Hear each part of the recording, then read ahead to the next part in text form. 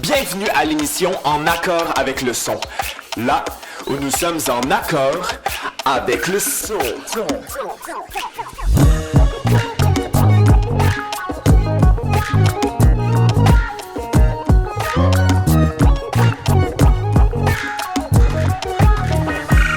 L'artiste que je reçois aujourd'hui porte tous les chapeaux nécessaires pour créer de la musique à l'image de sa vision.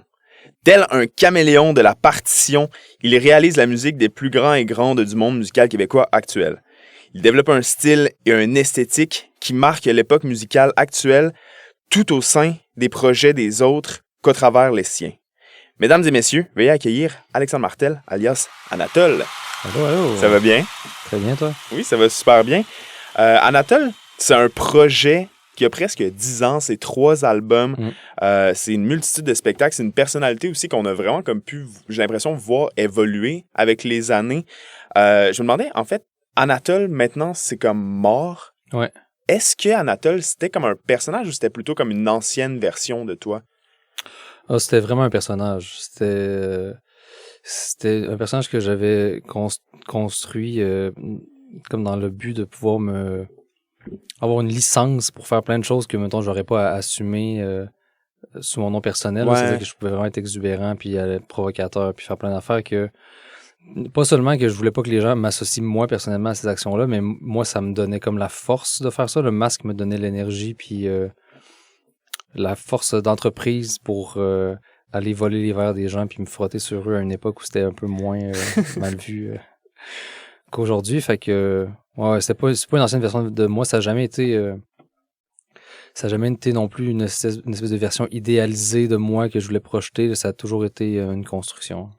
Fait que, mettons, quand tu chantais au jeu dans les paroles de tes anciennes chansons, Ouais. c'était vraiment comme le jeu appartenait à quelqu'un qui n'était comme pas toi, genre? Ouais, exact. Puis, c'était quoi le personnage en tant que tel? C'est qu'est-ce que tu essayais d'aller, tu sais, de manière concrète, c'est qu'est-ce que tu allais chercher que, mettons, toi, en Alexandre Martel, tu ne pouvais pas comme te permettre ou avoir comme la paix d'esprit de faire, genre? Mais tu sais, ça, c'est comme un concours de circonstances, d'une certaine manière, là. C'est parce que j'avais, à l'époque, un band qui s'appelait Mauve. OK. Puis on avait fait quelques disques, puis le band est encore actif, puis tu sais, être dans un band, c'est un exercice politique assez compliqué et délicat par moment. Il faut que tout le monde puisse se sentir impliqué, que l'opinion de tout le monde est comptée. Ouais, l'opinion de tout le monde est comptée. Il y a personne qui peut imposer une décision à personne. Puis ça arrivait souvent qu'on était 4 dans le groupe, puis ça arrivait souvent qu'on était 2-2 à se confronter. Ouais, tu sais, ouais. il y avait 2 positions. Je dirais qu'il y avait comme une faction un peu plus conservatrice, puis une autre qui était un peu plus... Let's go.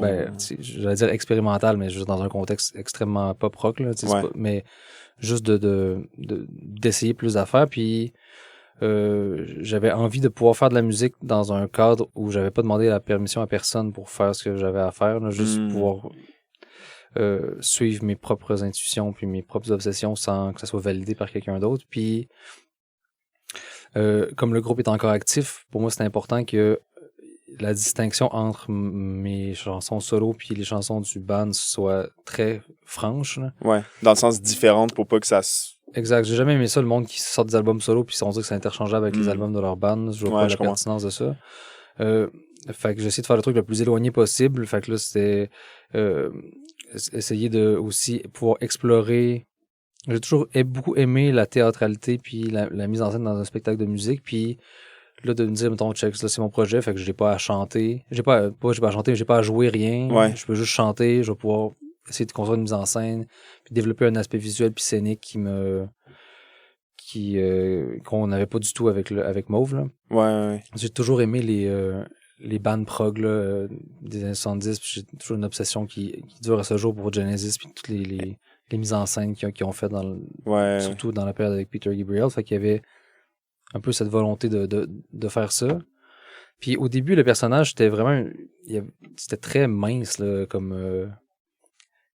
comme création, là, dans la mesure où il y avait une espèce de discours. Le but, c'était de parler le moins possible dans le spectacle aussi, de juste agir. Juste jouer exact. Plutôt que discuter. Ouais. Fait qu'il y avait juste 2 ou 3 interventions dans le spectacle où je disais que j'étais un messie là, qui venait annoncer la venue de la nouvelle LA, là, comme la nouvelle Jérusalem, qui était même maintenant une LA remplie de paillettes et de soleil levant perpétuel. Qui est aussi le nom du premier album aussi. Ouais, LA, tu as des notes, ouais.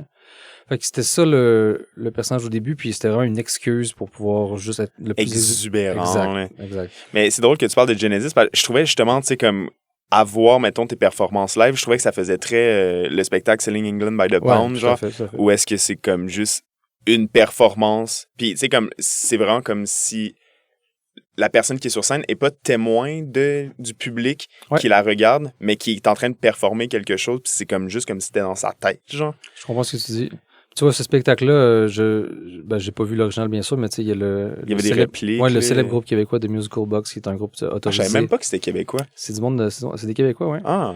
Ouais, Denis Gagné, le chanteur, qui personnifie Peter Gabriel, à mon sens, un des meilleurs performeurs de l'industrie musicale au Québec. Moi, j'avais vu ce show-là, c'était magique, là.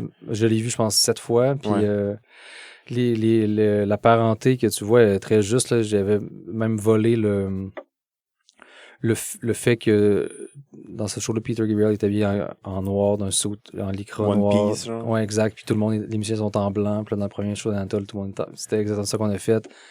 Jean-Étienne à la batterie, il y avait une salopette blanche en chest en dessous, comme Phil Collins avait à l'époque. Fait qu'il y avait comme un jeu de calque là-dedans.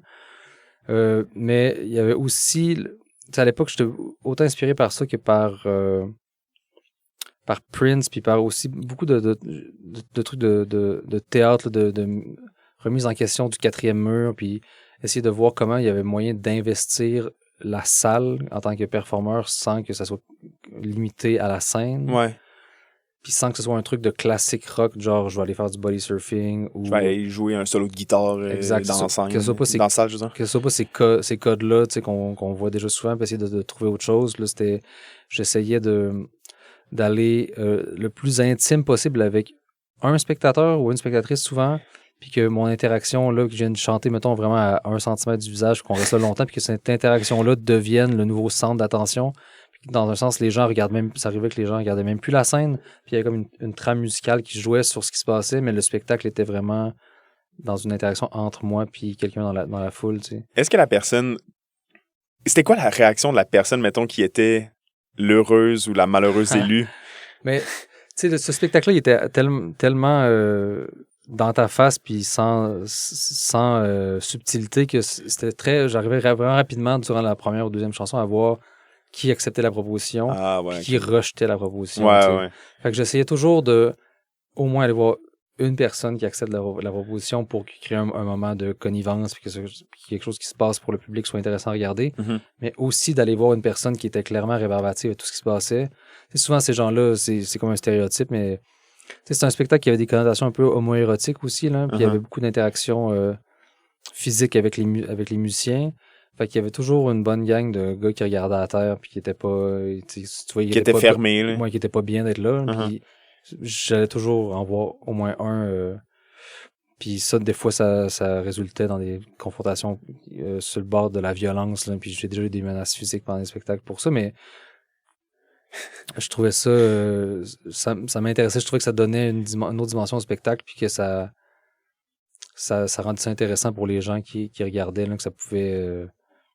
c'est ça, explosif. J'ai l'impression que, mettons, toi qui s'en vas justement interagir avec quelqu'un qui est pas ouvert à la proposition, c'est d'autant plus divertissant pour le reste de la foule qui, eux, tu sais, comme dévorent qu'est-ce que tu leur offres, genre. Puis, je pense que c'est en 2022, t'as fait paraître le dernier album d'Anatole qui s'appelle Alexandre Martel, qui se trouve à être ton nom.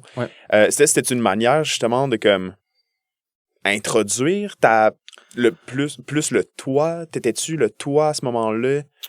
Mais tu vois, non, j'étais pas le moi non plus. Le titre est venu vraiment à la fin du processus, puis c'est même pas mon idée, ce titre-là. Là, je me rappelle, c'est mon ami Étienne Dupré, un bassiste qui joue avec Claude Pelgag, il a son projet qui s'appelle Zoussi. J'imagine qu'il y a beaucoup d'auditeurs. Dans Zouz aussi. Dans Zouz aussi, un des grands bassistes, un des grands musiciens de Montréal, mais je sais pas pourquoi on parlait, puis là, il me dit, on parlait de à quel point il n'y avait plus beaucoup d'albums, on disait éponyme à l'époque, là, je pense qu'on disait homonyme finalement, parce qu'il n'y avait pas beaucoup d'albums c'est comme une mode qui est passée, là, d'avoir l'album, le titre de l'album, c'est le nom du band ou le nom de la personne. Puis là, il était là, on dirait que si quelqu'un peut faire ça, c'est toi. Puis je disais, ben, oui, défi accepté, ça va s'appeler Anatole, ça va être ça. Puis après ça, j'en parlais avec Lou Adriane, ma blonde, puis cet album-là, le concept, c'est beaucoup un truc de dénuement, là. C'est pour ça que les chansons, ils n'ont pas de titre, là. C'est tune 2, tune 5, tune 3. C'est comme s'il n'y a plus personne, même les chansons elles-mêmes sont pas en représentation de ce qu'elles sont. Il faut que tu es en rencontre directe avec la musique. Tu peux pas avoir d'a priori avec le titre de comment ça va sonner, de quoi ça va parler. Fait qu'elle disait, dans ce cas-là, l'album non plus devrait pas être en représentation, il devrait s'appeler Alexandre Martel. Je disais, ben, oui, c'est évident que c'est la meilleure idée. Mais c'était pas... ça vient comme de l'intention de tout ce que je faisais avant qui était comme si dans le plastique, l'artificialité, c'est démontrer, essayer de toujours marteler au public qu'on est dans un spectacle, que c'est un spectacle construit, qu'il y a personne sur scène qui est vrai. C'était comme ça le message général, mettons, de ce que je faisais avant. Puis j'avais l'impression qu'il y avait pas... Je faisais ça à l'époque parce que on était pas mal pris dans la culture du band, là, tu sais. Puis ça, c'est... je veux dire, j'ai beaucoup de respect pour ces gens-là, mais je pense à, mettons, toute la vague de Carquois, Marie-Pierre Arthur, etc., qui étaient, eux, en réaction à ce qui venait avant eux autres. T'sais. Avant eux autres, c'était les chanteuses, chanteurs pop des années 90, début 2000, très commercial, avec des mises en scène, des costumes, tout, puis eux étaient là, rejet total de tout ça. Nous autres, on va être juste le band, puis on va jouer. Ouais. Mais c'est que ces affaires-là de mode, ça devient comme des dictats, là. C'est rendu que, mettons, eux, ils faisaient ça, puis ils le faisaient vraiment bien. Ce qui fait qu'après ça, tout le monde qui voulait que ça marche en musique, mettons, faisait ça. Faisait la même recette. Ouais. Exact. Fait que là, c'était beaucoup de bands, jeans, t-shirts qui jouaient, puis j'ai envie de montrer qu'on peut faire autre chose. C'est vraiment essayer de se crisser partout sur la scène. Je suis pas obligé de jouer d'un instrument pour être considéré comme un musicien, parce que j'ai l'impression qu'il y a une époque, il y avait beaucoup ça, tu sais. Si tu jouais pas, t'étais un chanteur. Si tu jouais, t'étais un musicien, tu sais, puis essayer de défaire cette affaire-là. Puis après ça, c'est comme si, moi, quand j'ai commencé à faire ça puis à penser à ça, je travaillais déjà avec Hubert Lenoir parce que je jouais dans son band de Seasons à l'époque. Puis on se nourrissait beaucoup l'un l'autre de ces idées-là. On admirait beaucoup Prince, David Bowie, ça. Puis on en parlait vraiment continuellement d'à quel point ça serait bon de brasser le milieu du Québec puis essayer de montrer qu'on peut...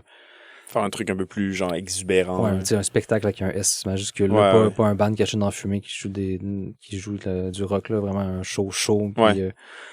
Puis, qui donne un show. Un show qui donne un show. Exact. Puis là, moi, j'ai commencé à faire ça, puis Hubert a commencé à faire ça aussi. Puis Hubert, ça a eu le succès qu'on connaît, parce que j'imagine que lui, il a réussi à trouver une forme qui parlait vraiment aux gens, là, qui était plus compris par le public. Puis bien sûr, il y a la force de ses chansons, mais c'est comme si après ça, le fait que lui ait beaucoup de succès, ça a fait beaucoup de petits, j'ai l'impression. Puis il y avait beaucoup de monde qui, sinon, il était tout en chest sur le stage, puis il se tirait partout. Puis là, je lisais des critiques J'essaie de lire toutes les critiques de tout ce qui se fait sur la musique au Québec, tout le temps. Fait que là, je lisais toutes les critiques dans des festivals, puis à chaque fois qu'il y a un concert qui était critiqué de façon positive, c'était tout le temps mais le chanteur ou la chanteuse, la bête de scène qui se lance partout, etc. Puis j'ai rendu, ça, c'est un autre dictat, tu sais. Ouais. Si t'es obligé d'être une bête de scène pour donner un bon show. Exact. Moi, ça m'intéresse plus, tu sais, parce que c'est pas... J'avais jamais eu la prétention de dire que c'est ça la bonne affaire à faire. C'est juste voici une autre affaire à faire, puis arrêtons d'être pris dans nos codes. Fait que là, je dis, si c'est rendu attendu qu'il faut que le show, ce soit un show de party qui brasse, qui pète pour que ça soit jugé bon, moi, je vais aller à l'autre extrême, puis je vais faire le spectacle le moins fort possible, puis essayer de construire un personnage qui utilise les codes de l'authenticité, là, de ramener ça à ce que les gens puissent penser que c'est moi qui parle puis que c'est moi qui chante de mon vécu, mettons, mais que ça soit pas vrai. Là. Fait que, tu sais, j'essayais sur cet album-là, je chante vraiment moins haut que dans les autres albums, plus près de mon registre parlé pour que ça soit plus dans un ton confessionnel. Il y a beaucoup de 12 cordes acoustiques parce que pour moi, c'est comme une espèce de symbole de l'authenticité musicale québécoise, là, cet instrument-là. On pense notamment à Harmonium. Exact, là, exact. Qui est... Tous ces groupes-là qui sont comme fondateurs de la culture musicale québécoise. Fait que c'est toujours un jeu de réaction là, avec ce qui se passe. Fait, mais c'est quand même vraiment, le personnage a évolué, parce que tu sais aussi, dans les deux premiers albums, c'était quelque chose qui était quand même beaucoup plus, j'aurais tendance à dire maximaliste, d'une certaine manière, surtout dans l'énergie puis dans le ton. Puis le dernier album, c'est justement, comme tu as dit, tu t'en vas comme dans une autre direction. Ouais. Mais tu sais, je pense que c'est même dans la tune 9 qu'on s'apprête à écouter, il me semble que tu parles, genre, tu sais, que tu dis, j'ai grandi à Limoilou, nanana. Ouais. Tu sais, ça reste quand même, ça, c'est Alexandre Martel. Ouais, s'il y a une tune qui sort de ça un peu, c'est peut-être le tune 9 là, qui est la seule tune confessionnelle qui parle d'un truc réel sur l'album. Mais le fait de dire que je viens des ruelles de Limoilou, c'est avant tout un hommage à Sylvain Lelièvre là, qui... OK. Et il venait-tu de Limoilou qui est également? natif de Limoilou aussi, puis qui en parle beaucoup dans ses chansons. Il y a une chanson qui s'appelle la Basse-Ville, parce que pour les gens qui ne sont pas familiers avec la géographie de Québec, tu sais, t'as un cap, là, fait que t'as la Haute-Ville qui est au-dessus du cap, puis la Basse-Ville qui est en bas, puis la Haute-Ville, ça a toujours été historiquement les milieux les plus aisés, puis la Basse-Ville, ça a été c'était les milieux ouvriers qui travaillaient dans les usines, puis puis voilà, fait que c'est lui une toune qui, dans la Basse-Ville, dit, quand tu viens de la Haute-Ville, tu viens pas de la Basse-Ville. Quand tu viens de la Basse-Ville, tu viens pas de la Haute-Ville, fait que moi, c'est comme un jeu de miroir avec ça, là, quand je dis toi, tu viens de la Haute, moi, je viens des ruelles de Limoilou. C'est aussi un... Mais c'est intéressant comme les inspirations, j'ai l'impression, ont comme déclenché des trucs dans ta création, genre. Je trouve ça super intéressant. Mais on va aller écouter justement ces deux pièces, cette pièce-là, la tune 9 de l'album Alexandre Martel. Et on va aussi aller voir la pièce Aveu sur l'album Testament, qui était le deuxième album qui est sorti en 2018. Là, on a parlé un peu de la tune 9. Veux-tu nous parler un peu de Aveu de Testament? Ouais, Aveu, c'est comme la tune qui annonçait l'album Alexandre Martel d'une certaine manière, parce que l'album Testament, qui est le deuxième, c'est l'album où, mettons, le personnage avoue que tout ce qu'il disait sur la nouvelle LA, puis le fait que c'était un messie envoyé par une secte secrète, etc., tout ça c'était faux, dans le fond, c'était juste un prétexte pour attirer l'attention, pour attirer le regard.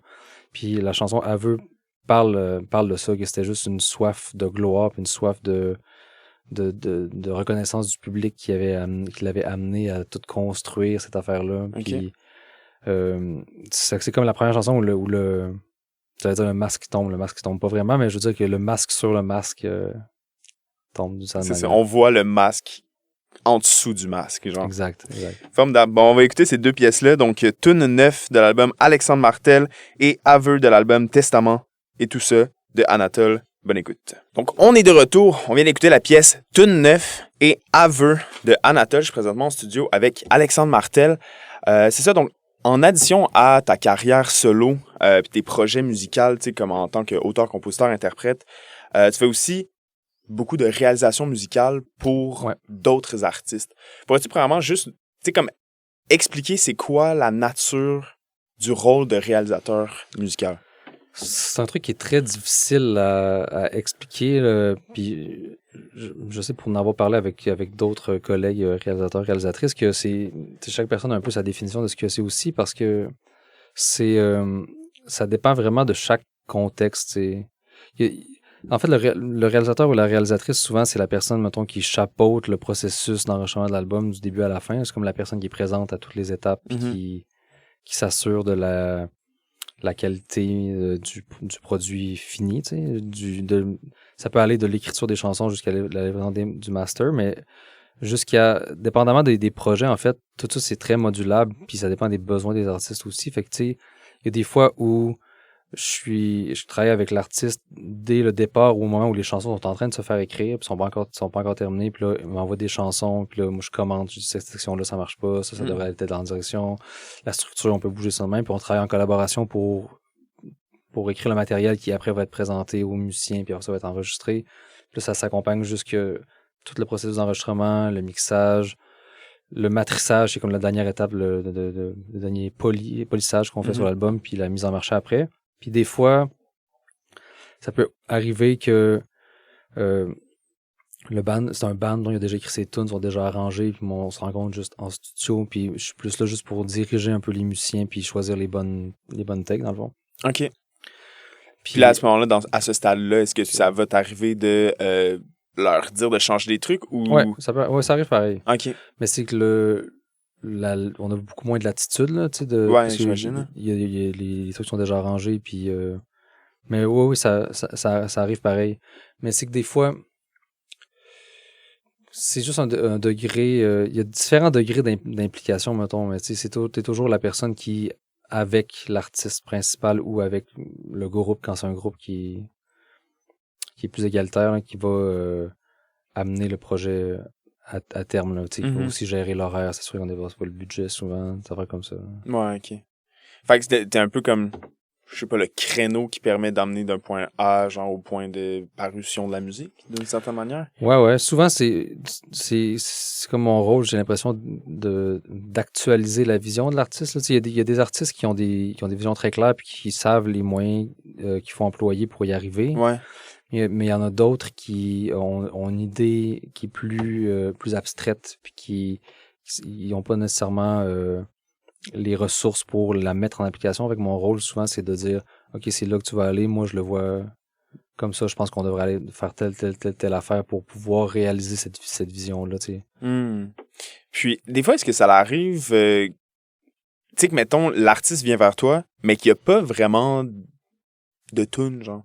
Puis que, genre, il faut que tu construises une tune, ou genre, tu sais, comme un album, ou peu importe, de A à Z, genre, vraiment, tu sais, comme décider, mettons, les accords, décider les certaines mélodies, travailler le texte, j'imagine, avec l'artiste. C'est-tu des situations qui arrivent ou pas vraiment? Ça arrive dans une certaine mesure, ouais. OK. Ouais. Comme je te dis, ça dépend vraiment avec qui je travaille, là. Mais mettons, quelqu'un qui a pas de matériel, qui a pas de tune écrite, ça arrive pas vraiment, hein, parce que je travaille quand même avec des gens qui, de près ou de loin, s'inscrivent dans un créneau de chansons, d'une certaine manière. Ouais. Fait que c'est quand même des gens qui savent écrire des tunes, ils veulent parler de quelque chose, puis ils ont déjà des mélodies et des accords, mais ça arrive ça arrive que je commente le texte, puis ça, ces lignes-là, je pense que ça devrait être mieux, c'est pas assez fort, c'est pas assez clair, ou genre, ça, on dirait que quand tu vas sur cet accord, tu aurais pas retourné sur le premier degré là, on dirait que ça résout trop vite, puis Okay. je sais pas, on influence quand même sur l'écriture, mais d'écrire vraiment, à proprement parler, ça arrive juste avec Lou Adrienne, là, Quand vous vous asseyez pour juste composer, genre. Ouais, ben elle a fait la musique, tu sais, majoritairement toute seule. Ouais. Les textes, on les fait vraiment à deux. Il y a même des textes qui viennent peut-être un peu plus de moi que d'elle sur certaines chansons, mais comme on est en couple, là, il y a aussi le fait que elle me présente des chansons qui sont vraiment moins avancées que d'autres artistes me présenteraient, là. C'est-à-dire que des fois, il n'y a pas du tout de mots, il y a pas du tout de paroles, c'est juste des nanas, puis c'est juste il y a juste, il y a pas de structure, c'est juste une section, deux sections, puis à partir de là, je peux dire, OK, ça prendrait tel genre de section, ou genre cette section-là, on dirait que c'est pas le bon refrain, puis là, j'ai plus une incidence sur l'écriture, même si, à proprement parler, j'écris pas la musique avec elle. Puis, t'as fait la réalisation, tu sais, comme d'une multitude d'artistes au Québec. On a justement parlé, tu sais, de Hubert Lenoir, Lou Adrienne Cassidy, Thierry Larose. Mais tu sais aussi des artistes comme Alex Burger, Lumière, Kate Kuna et compagnie. C'est-tu difficile de respecter le style de musique de l'artiste avec lequel tu travailles quand, tu sais, mettons, toi, tu essaies d'emmener ton propre jugement qui est tien, tu sais? Non, je dirais non, mais je pense que ça dépend aussi de c'est quoi ta vision de la réalisation, là. Je sais qu'il y a des gens qui font de la réalisation qui, eux, ont plus un son qui leur est propre, là. Ils ont une manière d'entendre la batterie, ils ont une manière d'entendre les disques qui vient quand même connoter le résultat final, là. Mais j'essaie de pas venir avec des a priori, puis j'essaie de... Là, après ça c'est ma perception, peut-être qu'il y a sûrement du monde qui serait pas d'accord, là, mais j'essaie d'être le plus transparent possible d'une certaine manière, puis de vraiment maximiser ce que l'artiste a à dire, puis à présenter, puis l'esthétique que l'artiste a envie de mettre en avant. Okay. Puis moi, j'essaie de pas imposer rien de choix esthétique. Même, des fois, ça peut arriver que j'ai l'impression qu'il faut faire de quoi, il faut aller quelque part, il faut avoir tel genre de son, etc. Puis que c'est pas nécessairement ce que l'artiste entendait. Puis là, après ça, il y a des jeux de négociation, puis des fois, finalement, ça passe, des fois, ça passe pas non plus, là, mais je trouve pas ça difficile à respecter parce que j'essaie vraiment d'écouter les musiciens qui sont là, puis de faire en sorte que ces musiciens-là jouent le mieux, puis sonnent le mieux possible, puis que les chansons soient le plus évidente à recevoir possible pour le public. Tu sais. C'est une bonne vision, tu sais. Quand ton rôle, c'est de faire en sorte que la musique se fasse écouter et que ce soit bon. Ouais. Puis j'imagine de travailler avec autant d'artistes différents, ça doit faire en sorte quand même que tu fais des apprentissages, j'imagine. Excuse pour le micro. Il s'en va. Mais des apprentissages avec certains types d'artistes. Je me demandais si tu pouvais nous en parler, mettons, de ces apprentissages. Ouais, grandement. Dans ces collaborations-là, tu sais, de un, il y a tout le temps des amitiés qui se développent, là, puis j'ai la chance jusqu'à maintenant de travailler tout le temps avec des artistes desquels j'étais fan avant de travailler avec eux, tu sais. Fait que de pouvoir voir comment eux travaillent la chanson, c'est quoi leur perception de l'interprétation, de l'écriture, ça m'a vraiment nourri, puis ça me nourrit encore aujourd'hui, là, ne serait-ce que la place que la voix doit prendre dans une chanson ou la manière d'écrire un texte, là, j'aurais pas d'exemple précis, mettons, avec quiconque, là, mais tu sais, dans les... C'est peut-être les premiers albums que j'ai réalisés post Darlene, parce que Darlene, on ne savait tellement pas ce qu'on faisait, ni l'un, ni Hubert, ni moi, que on se lançait un peu dans le vide, puis on s'accrochait aux branches qui étaient là, tu sais. Puis tu pouvais pas savoir non plus comment que ça allait être reçu également? Non, je veux dire, il y a personne qui savait. Même le label voulait pas mettre d'argent à sa promo parce qu'il pensait que l'album était pas assez fort, tu sais. C'était pas un vrai album, etc. Fait que il y a personne... Ça a vraiment c'est pas une blague que ça a surpris vraiment tout le monde, ce succès-là. Il y a personne qui pensait que ça allait être ça. Il pensait faire 2 shows puis retourner dans le band dans 2 seasons après, tu sais. Mais les autres albums, tu sais, j'étais peut-être plus conscient puis j'essayais de plus m'imprégner de ce qui se passait, tu sais. Puis j'ai beaucoup appris avec, tu sais, les 3 premiers disques que j'ai fait après, c'était Sweet Montérégie d'Alex Burger, Cantalou de Thierry Larose, puis j'ai un blanc, le premier Lumière, le Ami Amour, de Lumière, puis ça, j'ai vraiment beaucoup appris avec Alex et Thierry sur comment écrire une chanson, comment tu peux interpréter une chanson aussi en studio. Thierry, j'ai beaucoup appris aussi de la spontanéité de l'arrangement. C'est vraiment un bon musicien qui joue vraiment de tout. Puis de pouvoir avoir quelqu'un comme ça en studio, ça me fait apprendre que dans une relation de travail en studio, dans quoi je suis bon, moi, c'est pas nécessairement dans l'exécution, mais je suis bon pour avoir des idées dont on devrait aller faire telle affaire dans telle direction, puis d'avoir quelqu'un qui peut exécuter l'idée, qui comprend vite. Ça me fait beaucoup apprendre sur c'est quoi la collaboration en studio. Puis avec Étienne, tu sais, Étienne, il chante tellement bien. Ouais, Étienne de Lumière. Ouais, Étienne, côté de Lumière. Je me rappelle de juste l'écouter faire ses takes de voix au studio. J'étais vraiment en position d'humilité. Puis ça, j'ai beaucoup appris sur le laisser aller que ça demande, puis sur la confiance que ça demande quand tu vas devant le micro. Faut pas que tu aies peur, tu sais. Puis Étienne, il a jamais peur. Ouais. Ah, c'est cool. Puis lui aussi, tu sais, mettons, dans ses performances live, j'aurais tendance à dire ça va un petit peu comme dans la direction tu sais, très théâtrale aussi. Ouais. C'est drôle, il y a comme encore une fois, comme un genre de système d'influence, là. On va aller écouter 2 pièces qui seraient des pièces inspiration que tu m'as fait part avant l'entrevue. Il y a la pièce Le Drop Out de justement Sylvain Lelièvre et la pièce Sarah de Jean Leloup. Ouais. Je me demandais pourquoi en fait tu m'as proposé ces 2 pièces-là. Mais tu vois, Sarah, c'est parce que j'ai lu au printemps dernier le livre sur Jean Leloup que Riff Tabaracci a écrit. Puis j'ai jamais été un grand fan de Jean Leloup. J'ai toujours une relation amoureuse avec lui, là. J'aime certaines chansons, mais je trouve quand même qu'il est overrated, mettons, puis en tout cas, le fait de lire le livre, ça m'a donné le goût de vraiment réécouter les disques puis de me plonger là-dedans parce que j'avais l'impression qu'il y avait jamais... Tu sais, mon préféré, ça reste encore à ce jour La Vallée des Réputations, mais reste qu'après les 5 premières tunes, le reste du disque, c'est un peu n'importe quoi puis ça s'essouffle rapidement, je trouve. Ouais. Fait que là, je me dis, c'est une fausse impression? Est-ce que si je réécoutais tout aujourd'hui, j'avais une option différente? C'est juste avoir le cœur net, là. Exact. Puis là, j'ai réécouté tout. Puis j'ai eu une fixation sur le Dôme pendant un bout de temps. Puis je l'écoutais 2-3 fois par jour pendant peut-être 2 semaines. Puis je peux pas dire que c'est un album que j'aime au complet non plus, mais il y a une force pareil là-dedans qui est indéniable. Puis la chanson Sarah, c'est une de celles que je détestais, que j'ai fini par aimer. Fait que ça témoignait de mon de mon printemps, moi, cette chanson-là. Ça détonne aussi beaucoup de l'album Le Don, j'ai l'impression. Sarah, je me souviens, moi, mettons, c'est l'album qu'il y avait dans le char à ma mère quand j'étais jeune. Genre, Sarah, on la skippait tout le temps. Genre, parce que c'est comme, ben là, on fait du char. T'as le goût d'écouter sans d'encre. Puis, mais c'est ça, genre, chanter à travers avec la chanson. Mais tu vois, les tunes que j'ai le plus, sur lesquelles j'ai le plus accroché, qui m'ont le plus influencé cette année pour certaines décisions que j'avais à prendre en studio, c'était Sarah, puis La Drop Sociale, qui est la dernière. C'est une espèce de démo sur un cassette, t'entends même pas la voix à moitié, puis c'est comme le canal gauche qui fonctionne pas, la tune est comme juste un peu à droite, dans ce cas. Ouais.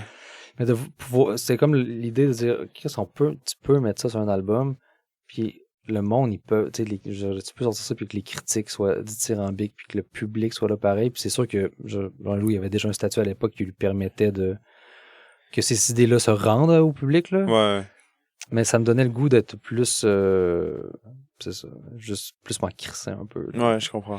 Puis il y a le Dropout de Sylvain Lelièvre. Ouais, c'est juste une de ses plus belles chansons à Sylvain, je trouve. Puis je trouve qu'on n'en fait pas jouer assez, puis que c'est là, pour les gens qui m'ont déjà entendu parler dans les dernières années, ils vont trouver que je rate pas mal, mais je trouve que Sylvain Lelièvre, il n'y a pas le statut qu'il devrait avoir au Québec. Puis que... Je suis d'accord, je suis d'avis avec ça. Ouais. Puis c'est ça, pour moi, il y a de la trempe de Michel Rivard, de tous ces grands-là qui... Les grands paroliers. Ouais, puis qui ont un statut d'intouchable, puis qui sont célébrés quasi quotidiennement, puis c'est bien comme passer en dessous de ça, puis j'essaie de lui rendre hommage. Raviver la flamme. Raviver la flamme, ouais.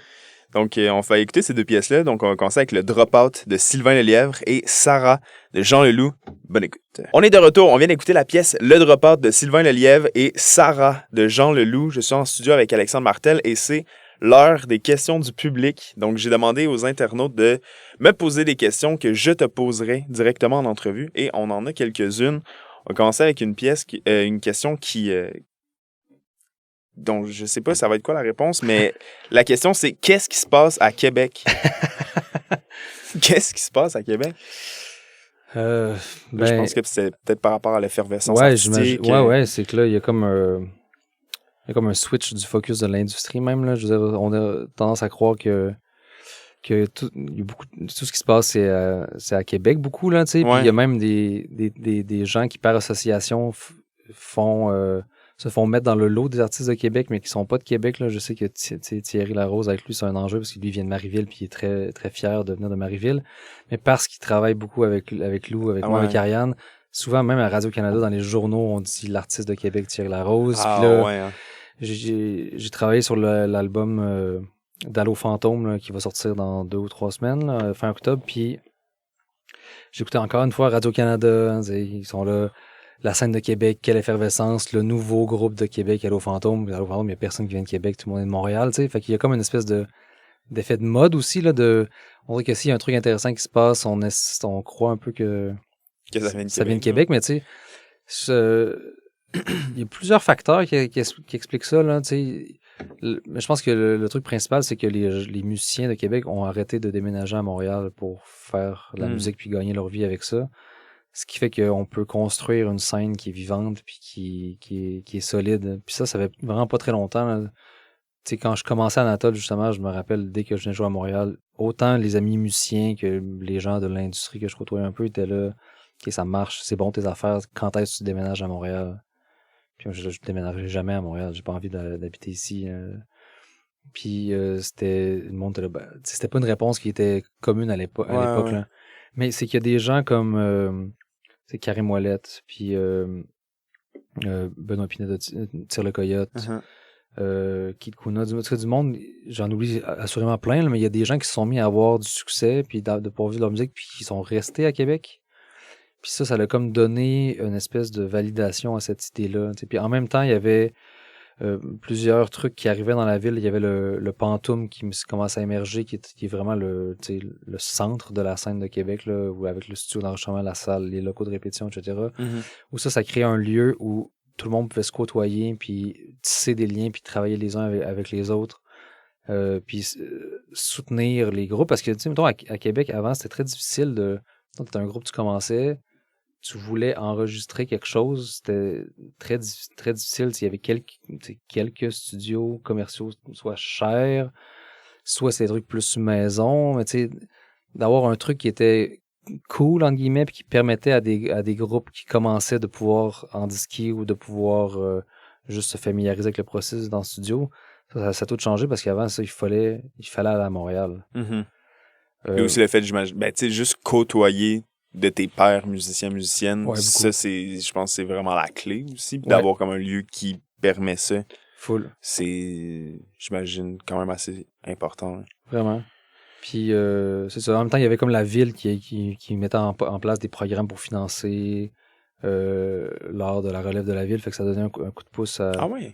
Oui, il y a un programme, c'est le Première Ovation, en tout cas, qui a été mis en place peut-être autour de 2008-2009. OK. Fait que, tu sais, il y a de ça aussi, là, ça permet aux gens d'avoir plus de moyens, puis de se professionnaliser plus rapidement, là. Ouais. J'ai l'impression que c'est aussi parce qu'on n'est pas beaucoup à Québec, là. On est quand même moins que moitié de gens qu'à Montréal. Ce qui fait que là, il commence à avoir il y a différents groupes, mais pendant longtemps, il y avait pas mal une scène, puis tout le monde se tenait vraiment ensemble, puis s'entraidait, puis allait voir les shows les uns des autres, puis se poussait à toujours aller plus loin. Fait que il y a des liens très forts qui sont créés, puis ça l'a aidé à ce que la scène puisse émerger comme ça, je pense. Très cool. On a une autre question j'ai été épaté d'à quel point c'est niché. Dans ta description Spotify, on retrouve la phrase « Anatole abandonne désormais les détours qui lui étaient chers pour prendre le chemin le plus court ». Qu'est-ce que ça veut dire? C'est un peu une blague, là, cette ligne-là. C'est parce que, tu vois, tu parlais de qu'est-ce que j'avais appris à travailler avec d'autres artistes. Puis, quand je disais l'écriture de texte, notamment avec Alex Berger, mais aussi avec Lou Adrian, c'est que moi, j'avais tendance par le passé à écrire des textes qui étaient très abscons, très obscurs. Puis j'avais la forte conviction à l'époque, puis je veux pas dire que je pense que c'est faux aujourd'hui, mais c'est juste j'ai changé de préoccupation, puis c'est plus ça qui m'intéresse, mais je trouvais que de pas dire la chose, mais de tourner autour, puis d'évoquer, ça avait une force poétique qui était pour moi, qui était très intéressante, puis qui me semblait essentielle dans ce que je voulais faire, là. Ce qui fait que je prenais beaucoup de détours pour dire les choses. OK. Puis ça faisait des textes qui, des fois, étaient difficilement compréhensibles volontairement, ou ils pouvaient même être un peu empoulés, puis de donner c'est ça, l'impression de toujours zigzaguer, de toujours être un peu pas diffus, mais un peu évanescent, mettons, dans le propos. Puis de travailler avec plein d'artistes, moi, ça me fait rendre compte que au final, ça me touchait vraiment plus de dire un truc simplement, mais de la justesse dans l'écriture, puis de le dire. Tu sais, je dis simplement, pas nécessairement, ça veut pas dire que c'est simple à faire, puis que c'est simple à écrire, mais d'écrire une ligne que tu dis, tout le monde va comprendre ce que ça veut dire, puis ça va toucher directement le point que je veux toucher. Ça a été comme une révolution pour moi dans l'art d'écrire des chansons.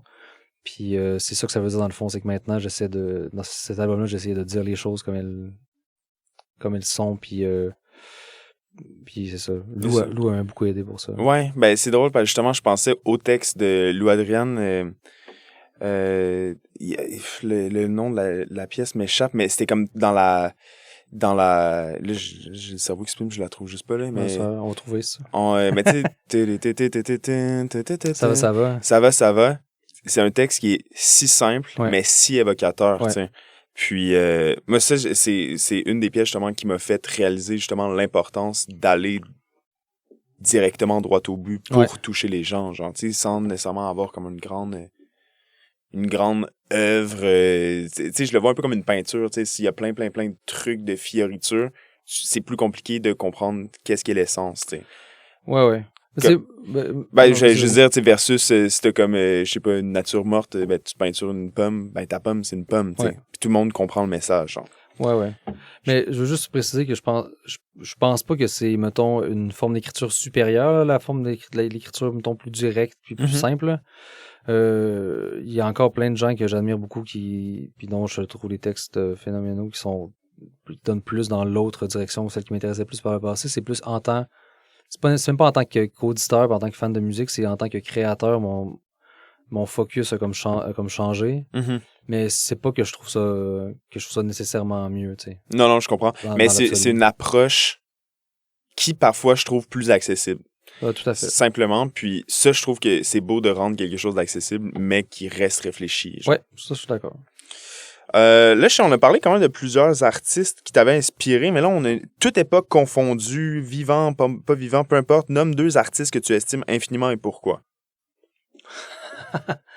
Ok, ben je vais essayer de nommer du monde hors Québec, juste parce que je pourrais pas choisir parmi tous mes compatriotes que j'aime grandement. Puis c'est vrai, j'écoute pas beaucoup de musique pas québécoise depuis quelques années. Là. J'imagine. C'est ce qui occupe vraiment ma vie.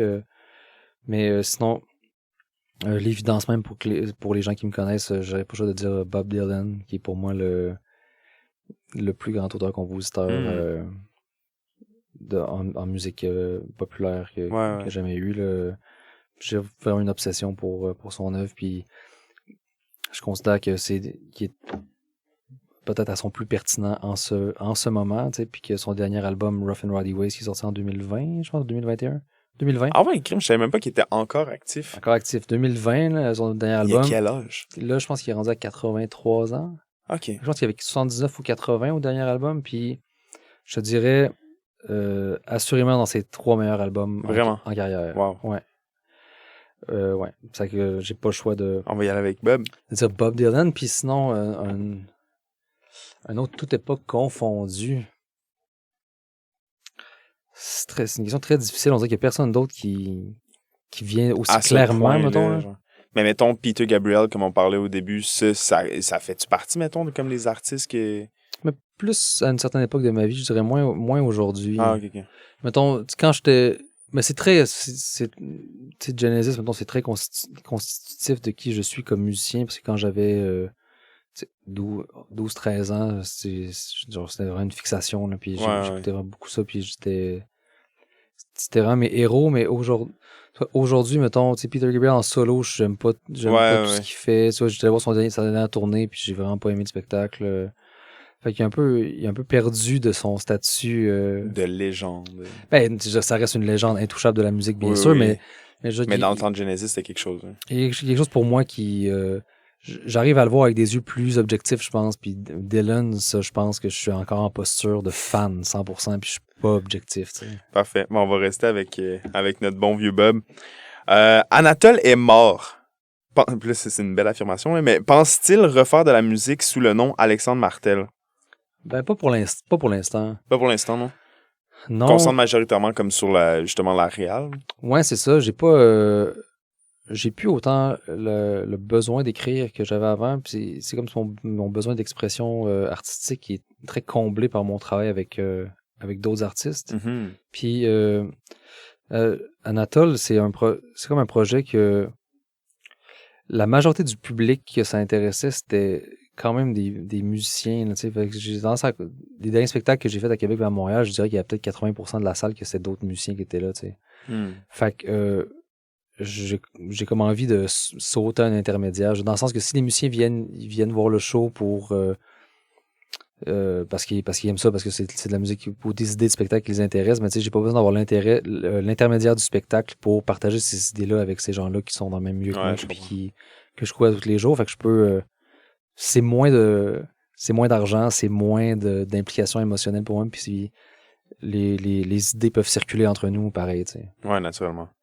Une dernière question. À quand le 2e album de Apophis? C'est quoi Apophis d'ailleurs?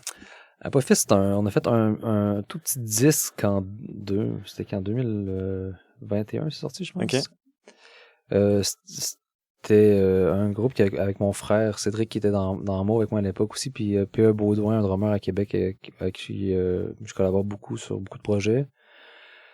Puis on avait comme un contrat de disque à terminer. Il fallait faire un disque avec Mauve. On avait comme un disque qu'on devait faire, mais finalement Mauve, ça pour des raisons que j'ai pas envie d'évoquer ici, ça marchait plus. C'est vrai qu'il était pas possible. Genre, ça, c'était plus possible que ça existe.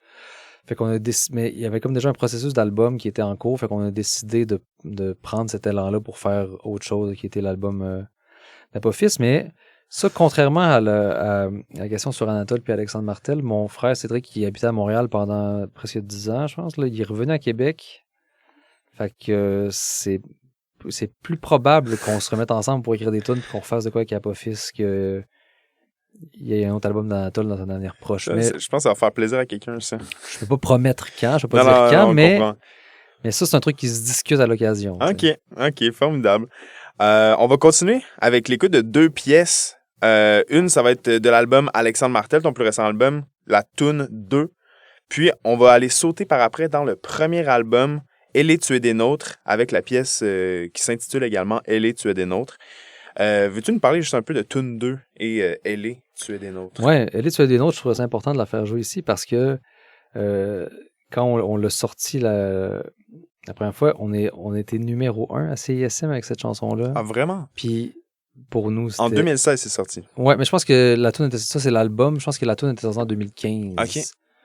Puis elle se retrouve sur l'album, mais je me rappelle encore du feeling. On trouvait ça tellement big, là. Ouais. Je capotais, là. C'est comme vraiment une validation incroyable. Fait que wow. C'est comme la faire jouer ici aujourd'hui, c'est comme un hommage au moi de cette époque-là. Il y a presque 10 ans. Il y a presque 10 ans, puis de me souvenir que c'était important pour moi à l'époque, puis que faut que ça reste important aujourd'hui encore. Ouais. Puis Tune 2, c'est... j'avais envie de la mettre juste parce que c'était comme le premier single de l'album, puis c'est une des chansons que j'aime le plus aussi sur le disque. Ça a été celle qui était le plus dur à écrire. Pour quelle raison? De l'album, parce que j'arrivais pas à trouver de refrain. J'avais le couplet, puis je me rappelle, j'avais trouvé le couplet quand je jouais au parc avec ma fille, puis je l'avais montré à Lou, ben c'est vraiment un bon couplet. J'ai dit, OK, ça doit être une toune, mais ça, le refrain, j'ai essayé, je pense, 5, 6, 7 refrains. J'étais jamais content, j'arrivais jamais à le faire, puis à un moment donné, je me suis juste dit, ben dans le fond, peut-être qu'il faut pas que ça change. Puis là, c'est comme les mêmes accords, c'est la même chose, le couplet puis le refrain, puis c'est ça qui m'a débloqué, qui m'a donné l'élan pour faire tout l'album, mais ça m'a pris quand même un an à trouver le refrain. Ouais. Des fois, c'est vraiment juste genre, faut pas trop chercher. Faut juste répéter un élément. Puis, exact. Des fois, c'est ça la clé, tu sais. Puis aussi, je tiens à dire, je trouve drôle avec la tune 2 parce que c'est dans ton album, tu sais, toutes les tunes sont comme en désordre, genre. Tune 2, c'est la seule que, genre, c'est actually comme sa vraie position, genre, dans l'album. Ouais. Donc, c'est honorable de mention. Donc, on s'en va écouter ces 2 pièces-là. Donc, tune 2 de l'album Alexandre Martel et Elle est, tu es des nôtres de l'album Elle est, tu es des nôtres de Anatole. Bonne écoute. On est de retour. On vient d'écouter la pièce tune 2 et Elle est, tu es des nôtres de Anatole. Alexandre Martel, un immense merci d'avoir été avec moi en studio aujourd'hui. Je me demandais, qu'est-ce que le futur nous réserve pour toi et tes projets?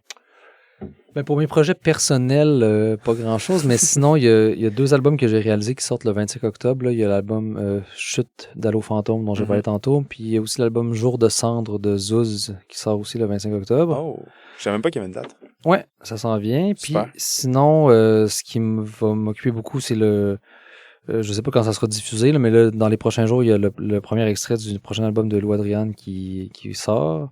Puis après ça, on entre dans le cycle de tout ça, la création du spectacle, la sortie de l'album. Fait que c'est beaucoup ça qui va m'occuper pour les prochains mois. Vraiment super. La meilleure manière pour être au flair par rapport à tous ces événements-là, c'est de te suivre sur les réseaux sociaux. Pas moi, suivez les gens avec qui je travaille. C'est plutôt ça. Fait que tous les noms qu'on a dit aujourd'hui, tapez-les tous, puis allez les suivre tout simplement. J'essaie de repartager un peu, mais je suis vraiment plus du type voyeur qu'exhibitionniste sur Instagram. Ouais, je comprends. Je suis pas actif.